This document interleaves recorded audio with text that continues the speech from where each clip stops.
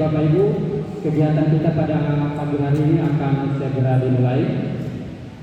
Bismillahirrahmanirrahim. Assalamualaikum warahmatullahi wabarakatuh. Dan semangat pagi. Ya, Bapak Ibu, guru, hadirin yang sama berbahagia. Pertama-tama marilah senantiasa kita mengucapkan puji dan syukur atas kehadirat Allah Subhanahu wa taala. Karena pada pagi hari ini alhamdulillah kita masih diberikan kesempatan kesehatan dan kekuatan sehingga dapat kita berkumpul di aula depan ini dalam rangka untuk mengikuti kegiatan sosialisasi penerapan budaya positif dan segitiga restitusi SMK Negeri 1 Kendari yang akan dibawakan oleh guru penggerak SMK Negeri 1 Kendari yaitu Bapak Muhammad Ramadan Yusuf SPDPD. Mudah-mudahan kegiatan ini bisa kita ikuti lebih kurang 3 jam ya, karena ada 2 materi.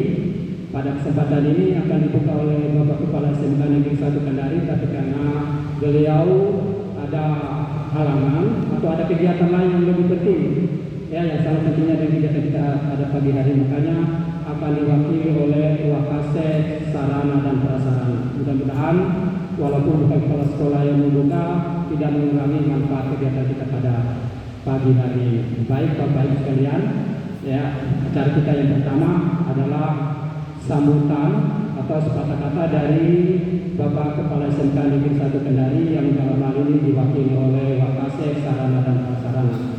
Kepada Bapak Dr. Ruslarani dengan hormat dipersilakan.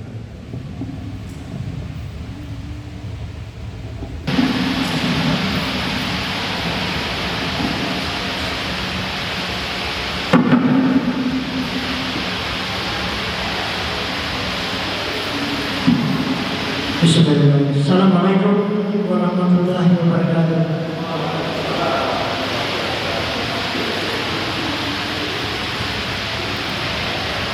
Yang saya hormati Bapak Ibu guru penggerak yang menjadi pelaksana kegiatan hari ini, yang saya hormati Bapak dan Ibu, rekan-rekan guru yang gunakan dalam kegiatan ini. Mari senantiasa kita bersyukur kepada Allah Subhanahu wa taala karena sampai pada hari ini kita masih diberi umur panjang terlebih kesehatan. Oleh karena itu, melalui kesempatan ini, mari kita doakan teman-teman kita yang masih sakit, semoga diberi kesembuhan yang cepat oleh Allah Subhanahu wa taala. Bapak Ibu yang saya hormati, pertama-tama saya sampaikan permohonan maaf Bapak Kepala Sekolah kita karena tidak sempat bersama-sama kita hari ini, karena beliau saat ini masih bersama pejabat-pejabat di Dinas Pendidikan, ada kegiatan di suatu kegiatan di Tronipa yang tidak bisa ditinggalkan. Karena itu saya dipercayakan untuk membuka kegiatan ini. Bapak Ibu yang kami hormati,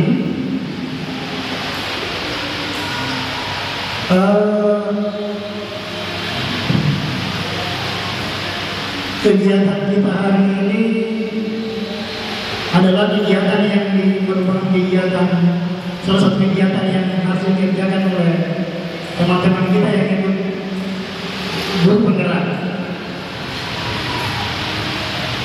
Kegiatan ini memang harus dilaksanakan. Nah, kegiatan hari ini seperti yang tertera di layar di belakang kita itu, saya cuma fokus pada kata diseminasi. Jadi arti kata diseminasi itu adalah suatu kegiatan yang ditujukan kepada sekelompok, target atau individu yang agar mereka memperoleh informasi, timbul kesadaran, menerima, dan akhirnya melaksanakan informasi tersebut. Itu arti dari kata diseminasi. Tentu sanoninya dengan sosialisasi, tapi tepatnya dari kegiatan ini adalah menggunakan kata diseminasi. Tuhan kita. Bapak dan kami hormati, mengapa yang diundang, yang tercantum di undangan itu adalah yang undangan itu sengaja diundang teman-teman kita yang masih muda. Jadi undangan ini kami sudah pilih ini yang masih muda, kemudian adalah teman yang bisa memberitahu teman lagi. Teman yang bisa memberitahu teman lagi. Karena kegiatan ini adalah kita anggap sangat-sangat penting untuk kita di zaman ini. Oleh karena itu Bapak Ibu, kami mohon dengan hormat untuk kita sama-sama mengikuti kegiatan ini dan ujungnya, akhirnya kita terapkan di pekerjaan sehari-hari kita. Lalu yang pada akhirnya kalau kita terapkan, maka akan terimbas kepada teman-teman yang lain yang tidak sempat ikut kegiatan ini. Itu harapan kepala sekolah seperti yang disampaikan kawan saya. Oleh karena itu sangat diharapkan kepada kita semua bersungguh-sungguh dan mampu menerapkan hal ini yang akan mereka sampaikan nanti. Lalu ujungnya terakhir kita terapkan sama-sama di sekolah kita ini.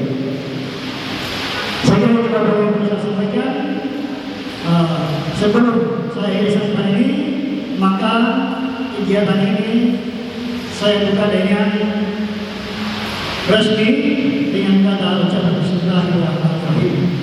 Kegiatan ini dinyatakan dibuka dengan resmi. Assalamualaikum warahmatullahi wabarakatuh. Ya, terima kasih kita ucapkan kepada Pak Rane yang telah membuka secara resmi kegiatan kita pada pagi hari ini. Ya, sesuai apa yang disampaikan oleh beliau bahwa mari kita ikuti secara seksama, secara baik kegiatan ini, karena kita semua yang hadir pada kesempatan ini adalah orang-orang pilihan yang terpilih. Tadi sampaikan masih muda-muda, ya. Saya sendiri sebenarnya ini sudah tidak muda lagi, karena sudah disebutkan saya masih muda-muda, alhamdulillah. Ya, saya langsung semangat. Padahal tadinya kurang semangat, tapi saya langsung semangat. Terima kasih kepada Pak Rani. Jadi selanjutnya, karena waktu kita sudah menunjukkan 9 lebih, itu adalah penerapan segitiga restitusi, tapi disampaikan adalah diseminasi. Jadi kita ini sebagai pilot, ya, yang bisa memberikan tugas kepada teman-teman kita yang tidak sempat mengikuti kegiatan pada pagi hari ini. Baik Bapak Ibu sekalian. Oke, jadi untuk materi yang kedua tentang penerapan segitiga restitusi yang akan dibawakan oleh Bapak oleh Muhammad Ramadan kepada Bapak dengan hormati. Baik, Assalamualaikum warahmatullahi wabarakatuh. Sebelumnya perkenalkan saya adalah Ramadan Joseph. Saya calon guru penggerak angkatan 7 bersama dengan Ibu Rosmati. Kami minta dukungan dari sekolah, kemudian kami akan memberikan sebuah pembahasan demi kemajuan sekolah kita. Baik, tadi sudah dijelaskan bahwa apa yang menjadi budaya positif di sekolah itu adalah merupakan sesuatu yang tidak boleh ditunda-tunda lagi, kita harus melakukan sekarang. Nah, salah satu daripada budaya positif adalah kita akan memberikan sebuah motivasi kepada anak-anak didik kita. Kita tidak melimitasi. Prof. Yohanes Surya pernah bilang bahwa tidak ada anak-anak yang bodoh di negeri ini. Ya, dia sendiri yang akan menjamin bahwa kasih sayang anak-anak saya akan didik, saya akan ajar, dan saya akan tunggu. Sebelumnya saya akan menjelaskan tentang sebenarnya esensi dari pendidikan itu apa sih? Apakah pendidikan itu adalah merupakan bagian dari sebuah pelajaran? Tapi esensi dari pendidikan menurut filosof pihak yang dalam apa pendidikan kita adalah dia ingin menuntut uang anak-anak kita. Jadi kita tuntun, kita bawa ke arah hal-hal yang positif sesuai dengan programnya. Anak-anak SD itu diajar tentang panca indera, tentang perasaan, tentang rasa suka, tentang kasih sayang. Dan ini yang harus kita kembangkan. Anak-anak SMP mainan-mainannya, anak-anak SD juga main. Ini adalah merupakan sesuatu yang hal sesuai dengan kodrat alamnya agar mencapai kebahagiaan dan keselamatan. Bahwa sebagai seorang guru kita harusnya sudah memahami dengan baik bahwa kita hanya memberikan pendidikan dan pengajaran kepada anak-anak yang terbaik saja yang cepat kita. Itu bukan sebuah konsep pendidikan yang baik. Tapi konsep pendidikan yang baik adalah kita mengetahui bahwa semua anak-anak yang akan kita ajar adalah anak-anak yang berhasil. Inilah apa yang kita harapkan. Nah, salah satu adalah ada banyak budaya positif yang ingin kita kembangkan di sekolah ini. Salah satu contoh yang kecil-kecil saja, kalau saya suka ambil yang kecil-kecil, tidak akan mungkin bercerita angka 9 kalau tidak ada angka 0 dan 1. Oleh karena itu kita harus membudayakan dan menunjukkan hal-hal yang baik. Misalnya tentang prinsip-prinsip yang ada di sekolah ini. Yang saya lihat di sekolah ini adalah orangnya. Anak-anak kita sering dengan gampangnya mengeluarkan ucapan-ucapan yang menonjol. Seolah-olah itu adalah merupakan budaya yang diciptakan oleh sekolah. Di sekolah ini adalah tempat bersemayam bibit-bibit yang akan kita kembangkan menjadi seorang program biji yang unggul nantinya. Bukan biji yang busuk, bukan biji yang tidak laku di pasar, tapi merupakan adalah program unggulan. Nah, inilah yang kita harus oleh karena itu ada banyak yang tentang penciptaan lingkungan kondisi di sekolah. Apakah kita sudah menyediakan berbagai sarana yang ada di sekolah, termasuk dari guru? Salah satunya adalah bagaimana kita bisa untuk menilai potensi anak. Misalnya kita mengingat sesuatu hal bahwa setiap anak itu mempunyai karakter. Ada saya baca teori bahwa hampir dari 100% tidak cukup dari 7% karakter baik yang tercipta pada anak. Nah, tugas kita pun sebenarnya, tugas kita sebagai sekolah bukan hanya untuk membalikan pengetahuan saja, tapi bagaimana kita transfer keterampilan, transfer attitude yang baik. Karena dengan attitude yang baik, akhir kita akan menuju anak tersebut akan menuju ke arah keselamatan dan kesejahteraan nantinya. Ini yang kita harapkan. Nah, Ibros tadi sudah mengajarkan tentang bagaimana kita membangun sebuah budaya kelas yang baik dengan merupakan sebuah keyakinan. Tidak perlu keyakinan apa. Mereka yang konsep, mereka yang akan melakukan karena ini bertepatan dengan apa yang akan saya berikan sebentar, yaitu penyerapan segi 3 restitusi. Nanti sebentar saya akan demonstrasikan sebenarnya apa sebenarnya segi 3 restitusi itu. Kembali kepada keyakinan kita.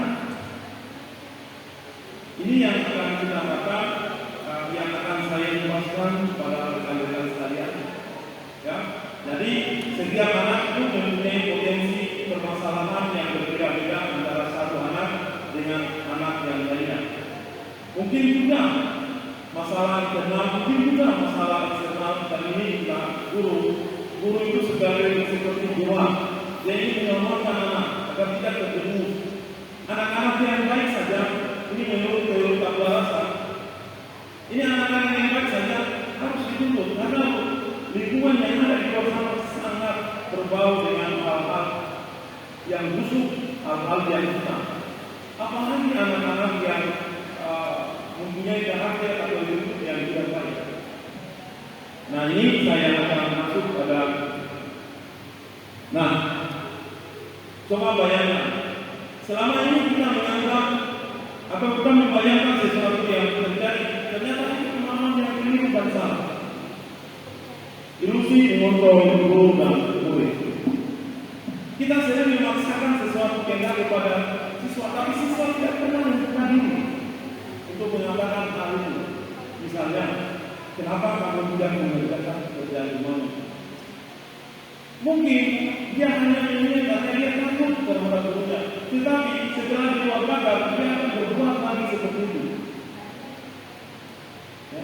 Jadi ilusi guru mengontrol murid adalah tergantung pada siswanya. Kalau siswanya membuka diri untuk menerima siswa, dan ini adalah merupakan sebuah hal yang positif. Tetapi kalau siswa tidak menerima atau menutup dirinya dari sebuah perkataan yang baik, itu yang susah, tidak bisa. Coba saya membayangkan, coba kalian kepal tangan kalian, kemudian bilang, buka. Kalau dia tidak terbuka, maka kamu tidak akan bisa menerima respon yang baik dengan itu. Kemudian yang kedua, bahwa ilusi atau bayangan semua perbuatan positif, efektif dan bermanfaat. Kalau kita melakukan secara terus-menerus perbuatan mengajak kepada ke arah kebaikan yang universal dan diterima di sekolah itu, maka kita anak-anak akan yakin bisa berubah. Saya menganalogikan seperti ini. Kalau kita di dalam gelas ada kopinya, kita tuang air terus, maka kopi yang kita tadi akan habis dan gelas tersebut akan kembali bunyi. Kita tidak boleh secara terus-menerus mengatakan bahwa dengan bosan mengatakan bahwa ayo kita berbuat untuk rajin di sekolah, untuk mengerjakan tugas, patuhi semua peraturan sekolah. Sebab anak-anak kita ini adalah merupakan anak-anak milenial dan juga pendidikan konsep kita dengan konsep yang terjadi pada generasi sekarang ini. Kalau kita pendekatan kita dulu, mohon maaf ini, kita menggunakan misal guru, kemudian kita menggunakan anak-anak kita mempunyai kompleksitas masalah yang banyak. Kemudian yang ketiga adalah ilusi bahwa kritik membuat orang merasa bersalah dapat membuatkan orang berlebihan. Nah, kadang-kadang kita mengkritik seseorang dengan merasa bersalah dapat menguatkan karakter, tetapi pada momen-momen atau saat-saat tertentu saja. Contoh, kita tidak bisa memarahi seseorang ketika dia sedang amarahnya atau emosinya tidak stabil. Kita menunggu beberapa saat, menunggu lagi, atau mempunyai waktu. Biasanya kita masuk pada saat keheningan dan kita mencoba untuk memperbaiki pikiran dan psikologisnya secara kejiwaan. Ingat, kalau kita, saya pernah membaca juga, kalau kita memarahi seseorang, maka ratusan ribu sel dalam otaknya akan rusak berantakan. Kalau anak-anak kita marahi terus, maka anak-anak tersebut, saya percaya bahwa Albert Einstein sudah sampaikan seperti ini. Kalau kita memaksakan sesuatu yang berbeda pada level kemampuan yang tidak sama, misalnya pembelajaran sekarang adalah pembelajaran di televisi. Ada anak-anak yang mempunyai pemahaman tentang kinesthetik, ada anak-anak yang mempunyai pengetahuan tentang visual, dan ada anak-anak yang pelajaran tentang audio. Kalau anak-anak yang audio kita paksa ke arah visual, tidak bakalan terjadi. Pemahaman transfer ilmu itu tidak bisa akan terjadi. Kemudian yang berikutnya adalah ini kekeliruan terbesar kita juga. Ini kita coba membayangkan bahwa ilusi bahwa orang dewasa memiliki hak untuk memaksa.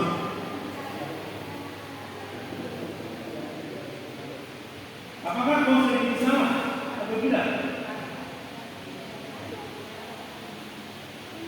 Sekarang kita mencoba bahwa saya sudah dewasa.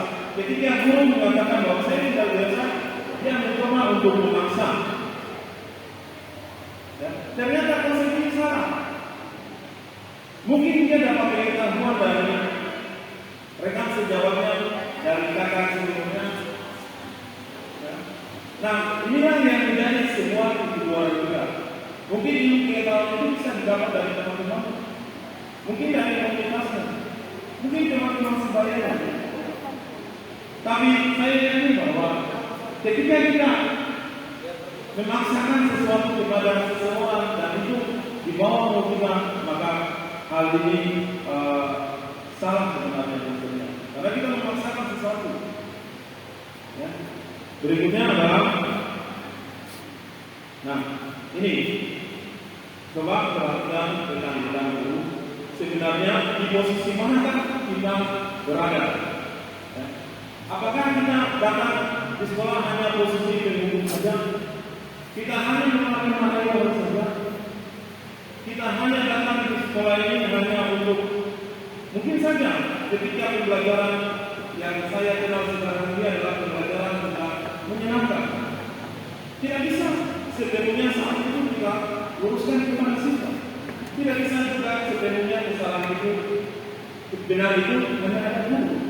Tetapi marilah kita mencoba mengintrospeksi diri bahwa guru kita adalah merupakan pengendali dalam anak kelas. Ya, jadi dari konsep itu bisa kita membayangkan.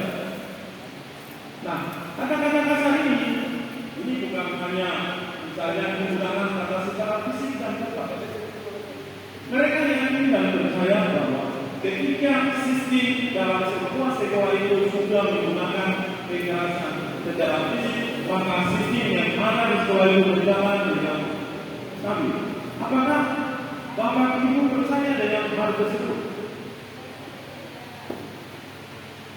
Jadi ada 5. Tadi saya jelaskan bahwa 3 citra yang ada dalam sisi motivasi positif. Pertama adalah yang diajarkan Ibu Rosnia ini adalah hukuman, konsekuensi, dan yang ketiga adalah restitusi. Restitusi ini mempunyai tempat yang tersendiri di dalam pemikiran kita karena ingin merekam atau merefresh atau mengingat kembali apa yang kita anak-anak kemampuan. Yang jelas adalah anak-anak itu seperti prinsip saya adalah tidak pernah salah dan guru juga tidak selalu benar. Kedua-duanya harus kita melakukan sebuah introspeksi. Nah, mereka percaya bahwa ketika di posisi hukum ini, maka kita menggunakan kekerasan. Apakah itu dibenarkan menurut undang-undang, dibenarkan menurut agama, dibenarkan menurut semua? Bagaimana menurut pendapat Bapak dan Ibu tentang posisi yang sekarang ini adalah posisi sebagai penghukum? Kemudian yang kedua adalah membuat orang merasa bersalah. Ya, jadi di sini ada saya buat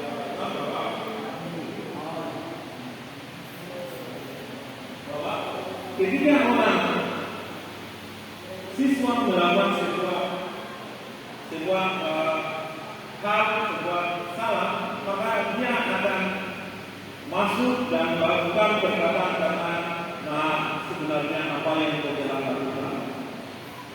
Dia masuk pada saat-saat tertentu. Dan biasanya ini ada banyak catatan guru-guru itu tersebut mempunyai banyak catatan di sama tersebut. Ya, jadi ini adalah membuat orang merasa bersalah. Apakah kita seperti ini modelnya? Kemudian yang ketiga adalah model yang posisi kontrol dalam itu adalah kita berusaha untuk menjadi teman sekolah bagi siswa. Benarkah kita dan sangat dekat dengan siswa? Yang guru-guru muda di sini memang saya lihat ada dekat dengan siswa. Dia juga bisa merupakan sumber motivasi juga tersendiri. Terus terang saya juga dekat dengan siswa. Tetapi saya mencoba untuk membuka ruang diri hal-hal yang positif saja. Misalnya, ketika di dekat saya ada beberapa orang yang di sini termasuk guru panggilan saya ini. Dia ketika saya suruh itu cepat sekali. Tapi saya memberikan beberapa kita bangun komunitas dulu waktu dia masa. Ya, pembuatan video, pembuatan rumah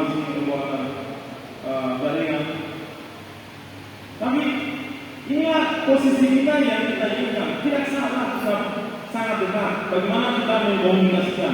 Kadang-kadang saya menggunakan kata-kata yang humor agar mereka merasa bahwa yang merupakan milik saya dan saya. Kadang-kadang siswa juga itu ada di sekolah dia menyebabkan ini misalnya sama ibu saya dekat, sama ibu guru saya dekat, tapi belum tentu dengan guru lainnya. Kadang-kadang juga ada anak-anak lagi dalam sekolah sini saya mencoba melihat observasi. Kadang-kadang kok sama saya betapa belajar dia sama guru lain dia sangat taat. Ini terus terang ya. Mungkin dia bisa merasa bahwa anak tersebut bahwa dia seperti menggantikan posisi ibunya yang ada di rumah. Karena kita sudah melakukan hal yang itu.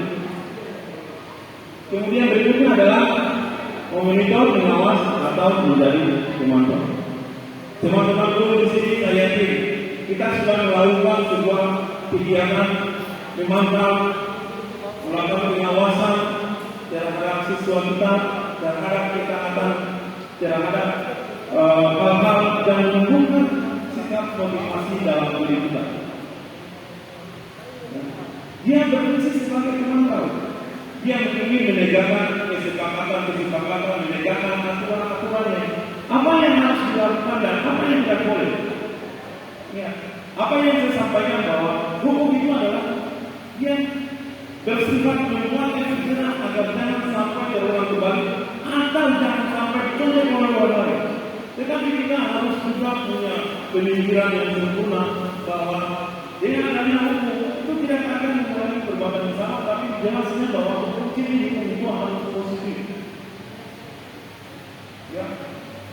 Hukum yang akan kita berikan nantinya adalah masuk ke dalam hati dan pikiran mereka sehingga dia yakini bahwa hukum yang diberikan adalah dia bisa merefleksi apa yang saya lakukan besok tidak boleh lagi saya lakukan kesalahan yang terjadi pada sekarang. Dia sudah mempunyai agenda di program bahwa saya harus melakukan ini minggu ini, saya harus melakukan ini minggu depannya. Saya tidak boleh lagi terlambat mengerjakan PR. Inilah yang kita anak-anak inilah yang akan kita tumbuh kembangkan membuat menuju sebuah karakter dan budaya yang positif di sekolah. Saya percaya pertama beberapa bulan yang lalu saya di sekolah ini tempatnya sarannya tempat perbuatan yang kotor. Ya, dari mulutnya, dari bentuknya, bajunya, sebagainya. Tapi saya lihat beberapa orang guru sangat dekat sekali mereka. Mungkin melalui kedekatan itu mungkin disampaikan bagimu. Kalau saya ingin disampaikan mungkin tidak masuk dalam pikiran mereka. Inilah artinya pernah monitor sebagai pembantu sambil dia sisihkan pesan-pesan pada saat misalnya dalam momen tertentu misalnya ketika lucu, bisa masuk pada pesan-pesan tersebut. Kemudian berikutnya adalah ini yang akan kita bahas sebenarnya. Posisi manajer ini adalah posisi yang tepat bagi guru. Kenapa? Karena guru di sini sebagai bukan hanya guru mengajar, jadi di depan kelas menerapkan model pembelajaran, menerapkan media apa yang dipakai, tetapi guru juga adalah merupakan mentor terbaik baginya. Mentor terbaik itu kadang-kadang anak-anak tanya saya, Pak, kalau game yang terbaik itu apa? Tapi kita mencoba untuk memberikan menyelami karena dunia mereka berbeda dengan dunia kita dulu. Saya baru terang belajar komputer itu nanti saya masuk, saya lulus susah, nomor 3. Tapi kalau anak-anak sekarang memiliki kompleksitas yang sangat tinggi sekali berbeda. Ya, jadi mereka sudah mengenal kita apa menjadi kalaupun ada yang salah. Sekaligus kita mencoba untuk merefleksi, mencoba untuk menanyakan keyakinan-keyakinan apa, karena pertimbangan-pertimbangan tadi tidak ada seorang manusia pun yang benar di dunia ini. Hanya mungkin dia hanya berusaha untuk mencari perhatian dan itu adalah merupakan kebutuhan hidupnya saat itu. Misalnya, kalau sama saya anak-anak ini betapa mencari apa ya? Dia ingin ribut, dia mencari perhatian. Tapi itu sebenarnya kebutuhan yang tidak ketemu untuk dirinya sendiri. bukan sifatnya nakal. Ya. Nah, ini dia adalah mentor terbaik. Nah, dari sinilah kita masuk restitusi. Restitusi itu adalah merupakan proses recovery. Ya, ingin mengembalikan nilai-nilai yang ada pada dirinya, dan dia yang akan mengonsep sendiri apa sesungguhnya. Kita hanya meluruskan saja jalannya, pemikirannya, dan dia yang akan menemukan nilai-nilai kebaikan itu untuk dikembalikan pada kelompoknya masing-masing. Atau dia sudah siap untuk dikembalikan. Coba bayangkan dalam pemikiran kita, kalau kita mengajar dengan baik, kalau kita menerapkan pendekatan yang baik kepada anak, maka anak-anak tersebut akan menanamkan dalam pikirannya 15 sampai 20 tahun berikutnya. Dia masih ada nilai-nilai yang tersisip dalam kepalanya. Kalau nilai-nilai tersebut, tetapi kalau nilai-nilai tersebut dipaksakan, itu saya yakin hanya dalam pagar sekolah saja. Kemudian setelah keluar dari pagar sekolah terjadi pembengkakan. Saya tidak mau tahu. Kalau memang dia kasih lawan, bukan itu yang kita akan lihat.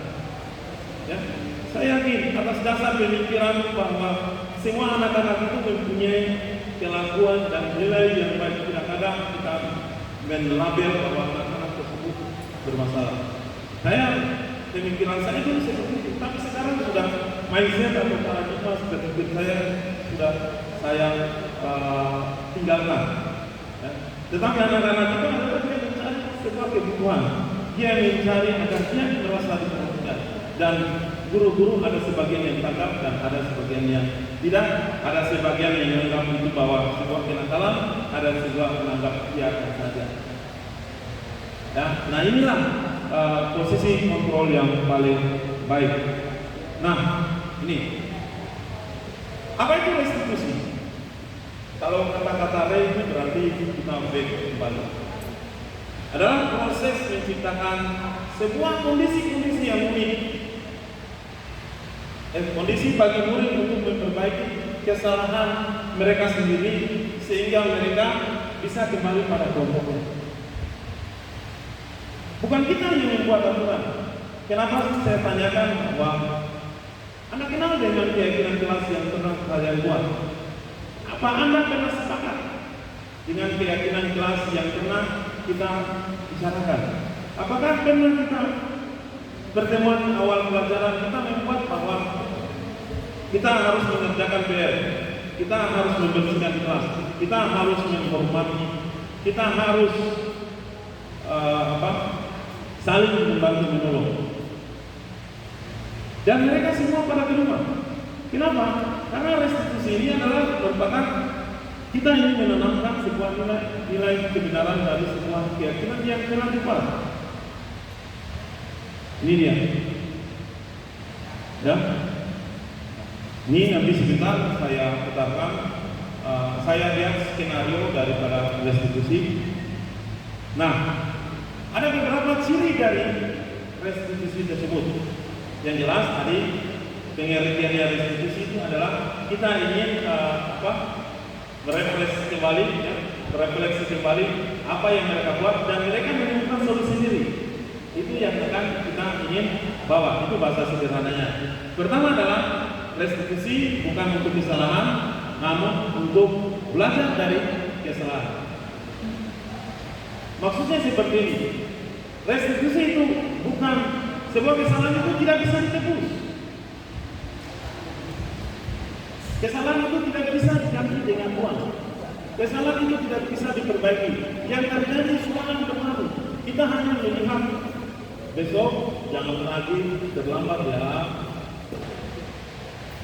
Jadi anak-anak tidak merasa seperti dihakimi oleh orang lain bahwa kita merasa benar ketika juga kita lewat kadang-kadang kita salah juga. Kadang-kadang saya datang sudah lewat dari arah 7.15, mereka juga begitu. Terus mereka ada pertanyaan dari depannya, oh kita sama ya. Yang menjadi utama adalah sekarang adalah bagaimana menjalankan sebuah pola keteladanan yang dibawakan oleh guru. Pasti akan mencipta apa yang disampaikan oleh Bapak Kepala Sekolah tentang keteladanan itu sangatlah betul. Bagaimana kita mendisiplinkan baik.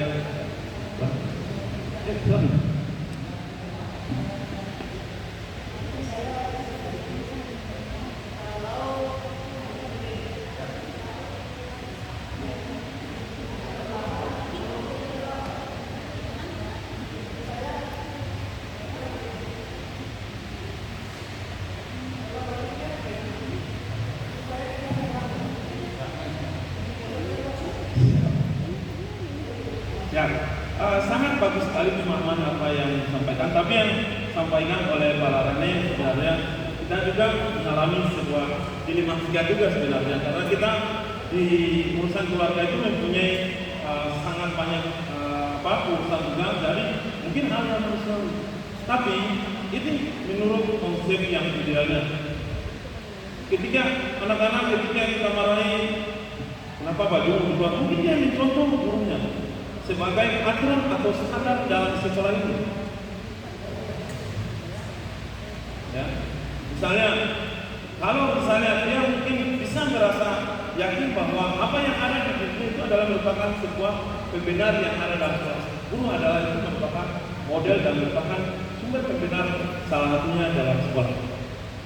Jadi satu, restitusi itu bukan untuk kesalahan, namun untuk belajar dari sebuah kesalahan. Yang kedua adalah restitusi untuk memperbaiki hubungan. Nah, dalam sebuah restitusi, kalau kita sudah melakukan sebuah kesalahan-kesalahan, maka dia akan melakukan sebuah pola dan siswa tersebut diajar untuk menemukan sebuah solusi tersendiri. Apa yang saya harus lakukan hari ini? Apa yang saya harus lakukan besok? Nah, ini pertanyaan-pertanyaan seperti ini sering muncul, namun kita mengabaikannya.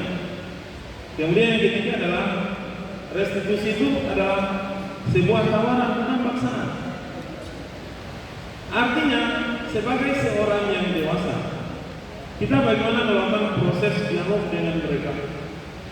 Apa yang harus didialog adalah untuk menemukan sebuah jalan keluar dari membicarakan sebuah kebutuhan. Misalnya kita tidak tahu bahwa yang bersangkutan kenapa terlambat datang di sekolah. Mungkin kita tidak tahu bahwa ada sebuah masalah yang terjadi ketika dia harus mencari uang dulu, menafkahi orang tuanya, kemudian berlanjut sekolah. Tidak semua yang salah. Aturan adalah tetap aturan, tapi kita tetap juga menjalankan sebuah kebajikan-kebajikan berdasarkan apa yang dia lakukan. Mungkin dia masih mencari uang. Apakah kita tidak toleran dengan mereka? Sekolah ini adalah merupakan tempat untuk menanamkan nilai-nilai kebajikan. Itu sudah semua kita sepakat. Tetapi kebajikan juga bisa dia mengaplikasikan dalam kehidupan hidupnya sendiri. Ya. Kemudian adalah restitusi adalah cara yang terbaik untuk menyelesaikan masalah.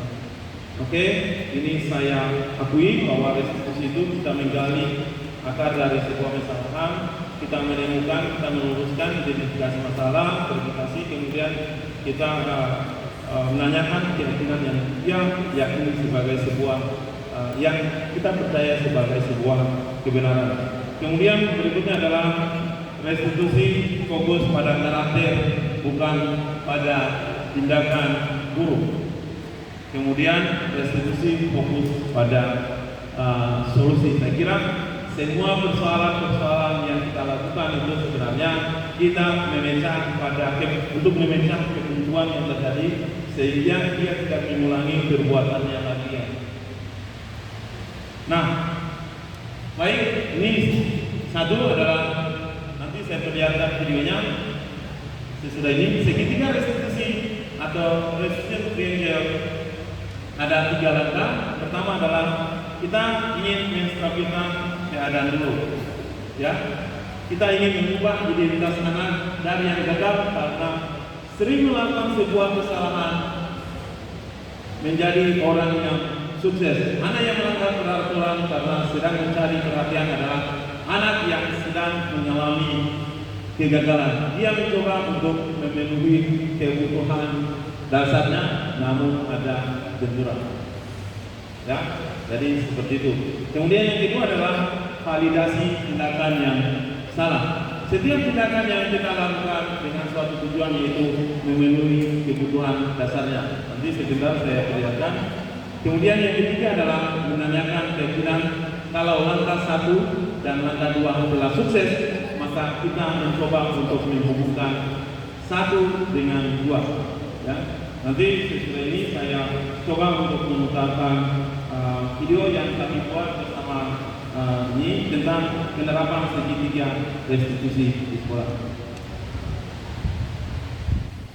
Nanti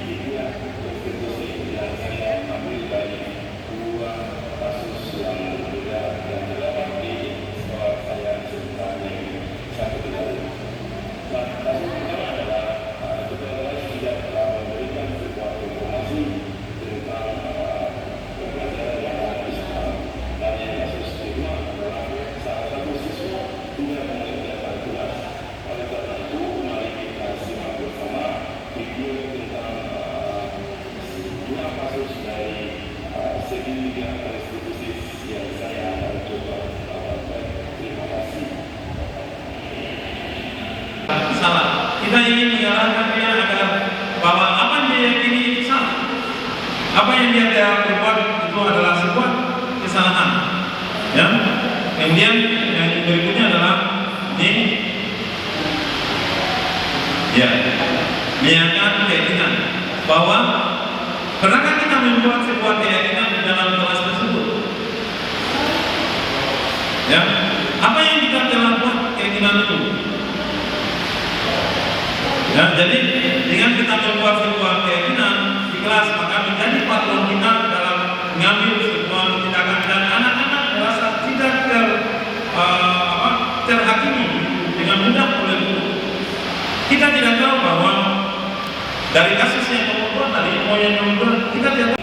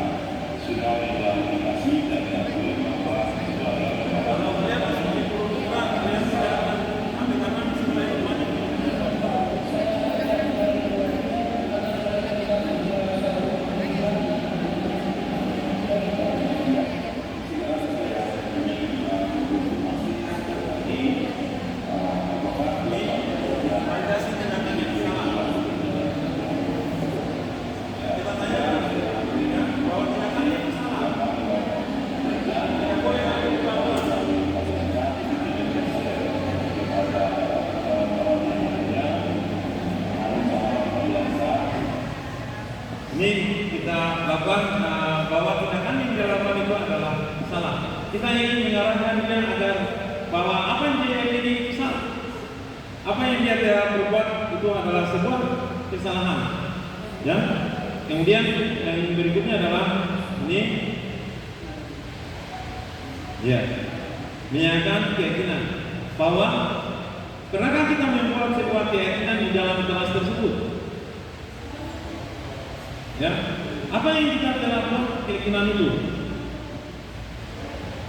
Ya, jadi dengan kita membuat sebuah keyakinan di kelas, maka menjadi patron kita dalam mengambil sebuah tindakan dan anak-anak merasa tidak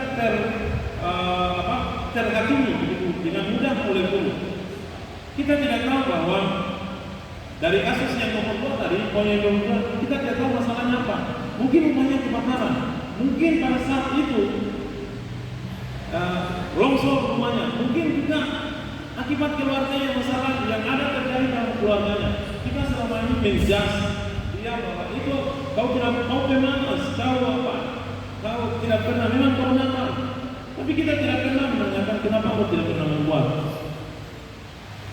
Ya, ini ada dua. Nanti sebentar saya perlihatkan bagaimana skenario dari tahapan restitusi ini. Saya sangat menarik sebenarnya. Saya banyak menemukan win-win solution ketika ada persoalan-persoalan antara guru dengan siswa. Tapi setelah saya refleksi kembali, saya cari-cari model apa sebenarnya yang terbaik. Namun model ini adalah model yang terbaik yang ini diadopsi dari, kalau saya tidak salah, bukan dari luar negeri. Ya.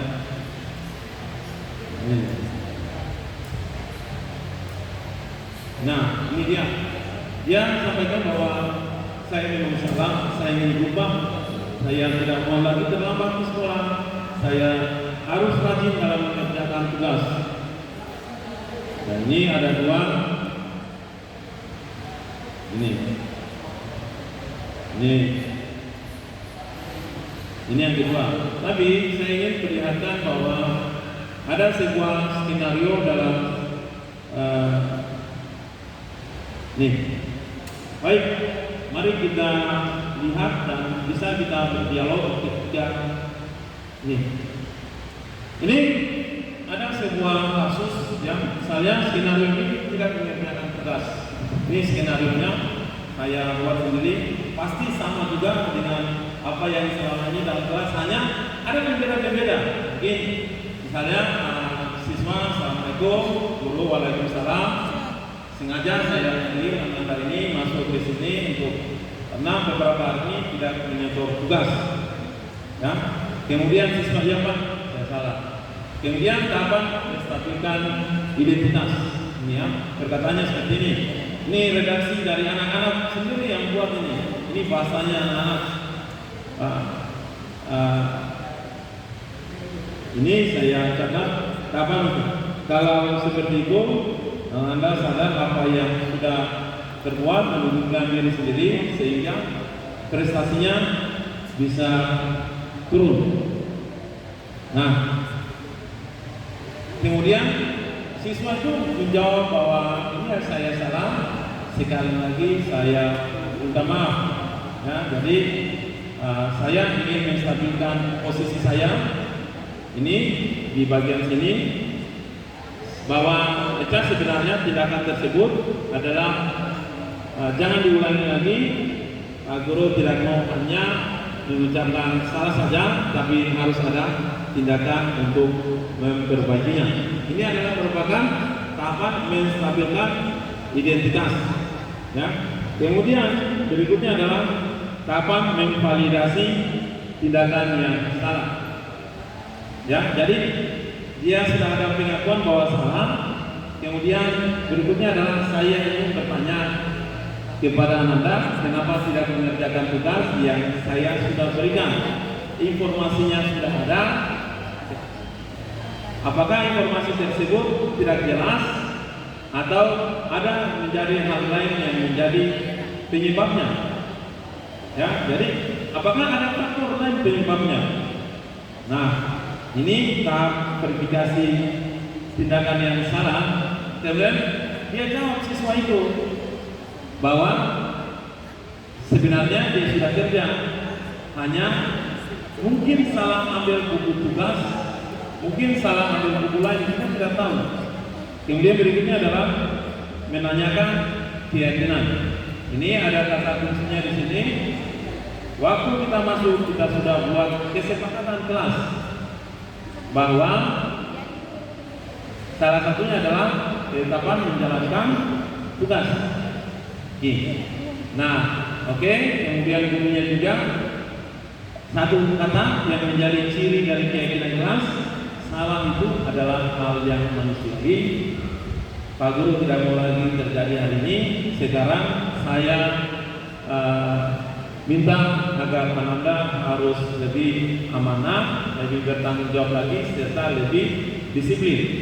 Kemudian jawabannya itu dari ini, oke. Kemudian yang penting bagi guru adalah saya percaya kepada Ananda untuk bisa menjadi besar kalau dia disiplin. Saya ingin tanya kepada Bapak Ibu sekalian, kira-kira di mana kesalahan guru dalam mengucapkan sesuatunya di sini? Apakah guru ada kata-kata dalam tanda petik dia memarahi, tanda petik dia bisa menjadi dia menuduh kekerasan secara verbal kepada siswa, atau kekerasan secara psikologis yang ingin ditunjukkan guru kepada siswa? Saya ingin perlihatkan, apakah di teks ini adil atau tidak?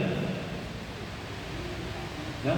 Jadi anak-anak mungkin ketika tidak dimarahi, ya, mungkin merasa sepulang dari sekolah ternyata memang salah ya apa yang saya lakukan. Ternyata saya tidak mengulangi lagi ya. Ternyata saya yang salah selama ini. Dan anak-anak tidak merasa divonis dan dihukum. Inilah keunggulannya. Kita selama ini kita menjasa anak-anak kita, kamu malas, kamu kurang ajar, kamu nakal, kamu setan. Ini mohon maaf saja. Kata-kata itu dengan mudah.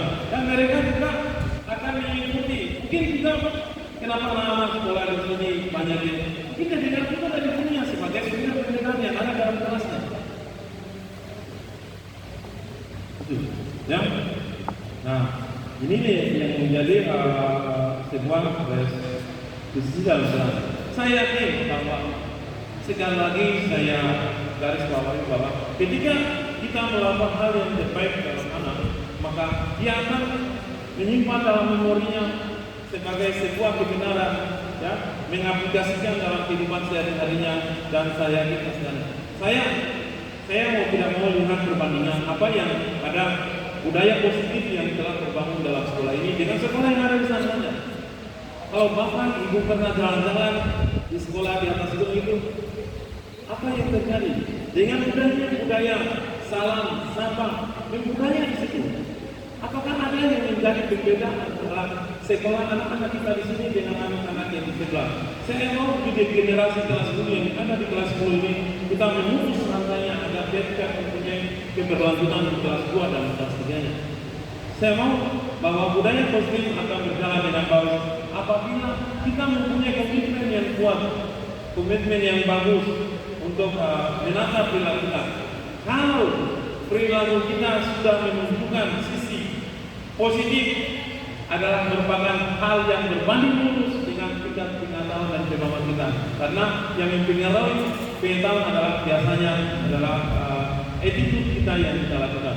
Apakah kita attitude anak-anak kita hanya kita diajarkan untuk menghafal sebentar dari sana sampai rumah, menguap ilmunya semua habis. Karena kita dengan budaya-budaya yang tidak bagus kita paksakan kepada anak-anak, bukan dengan pemahaman yang menarik dengan bangsa dan apa yang mereka lakukan. Kita harus adaptasi dengan perilaku yang mereka kadang-kadang kita jadi seperti siswa kelas 10.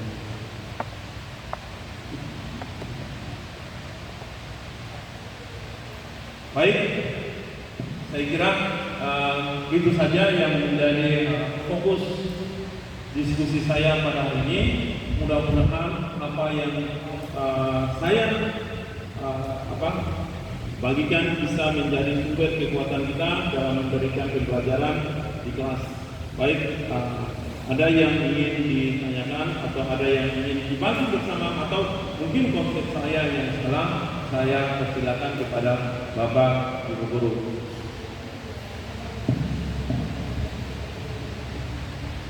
Ya, baik, saya kira mudah-mudahan kita tetap jalan. Saya hanya memotivasi diri dan memotivasi teman-teman saya bahwa kita tidak berhenti, kita tidak pernah bosan untuk merubah diri kita, merubah pemahaman dan attitude kita untuk anak-anak. Baik, billahi taufiq wal hidayah. Assalamualaikum warahmatullahi wabarakatuh.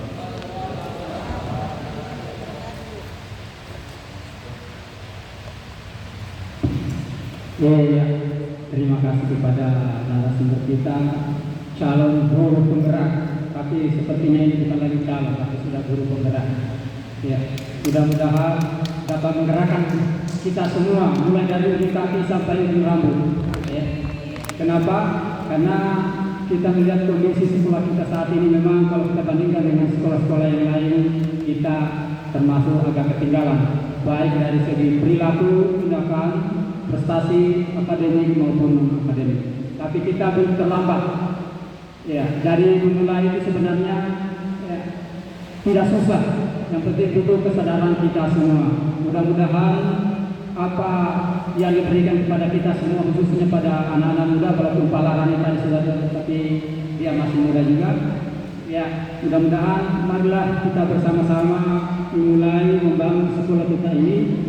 Mumpung ada dua mentor kita, ya, Ibu Rosmiati dan Pak Ramadan, ya, mudah-mudahan mereka tidak bosan-bosan karena mereka selalu diberikan materi-materi yang bertujuan untuk mengembangkan sekolah kita ini SMK Negeri 1 Kendari supaya lebih baik lagi ke depan, mulai dari segi sikap dan perilaku, ya, kemudian prestasi akademik. Tapi yang dibutuhkan adalah semangat kita semua. Mari kita bersama-sama sekali lagi membangun sekolah kita ini. Kita memberikan contoh dan teladan kepada anak-anak kita. Karena kalau kita ya, tidak memberikan contoh yang baik, tidak memberikan budaya yang baik, jelas anak-anak kita juga akan melakukan hal yang sama. Ya, karena waktu kita hari ini sudah menunjukkan pukul 11:30, materi juga sudah selesai. Ya, jadi demikianlah materi kita pada hari ini. Mudah-mudahan dapat kita terapkan, dapat kita imbaskan kepada rekan-rekan kita, guru, semua guru di SMK Negeri 1 Kendari. Kepada Bapak Ramadan kita ucapkan banyak terima kasih. Kita berikan aplaus sebelum kita akhiri. Ya, baik Bapak Ibu, untuk sosialisasi kita pada hari ini tentang budaya positif di SMK Negeri 1 telah selesai. Tapi sebelum kita bubar, kita berfoto bersama.